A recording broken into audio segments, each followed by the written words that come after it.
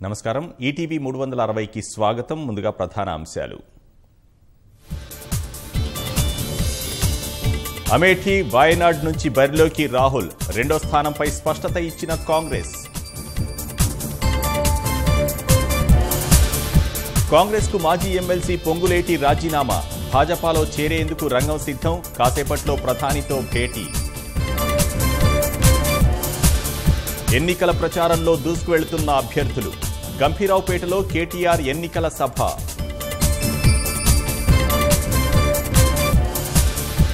అందరికీ అందుబాటులో ఎన్నికలు అనే నినాదంతో ఈసీ చర్యలు, దివ్యాంగులకు ఓటు హక్కుపై హైదరాబాద్లో అవగాహన నడక.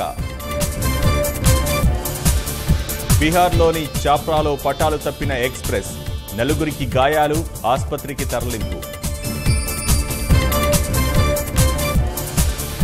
జమ్మూ కశ్మీర్ రాజౌరి జిల్లా దుర్హాల్లో ప్రమాదం, లోయలో పడ్డ వాహనం, 6 మృతి.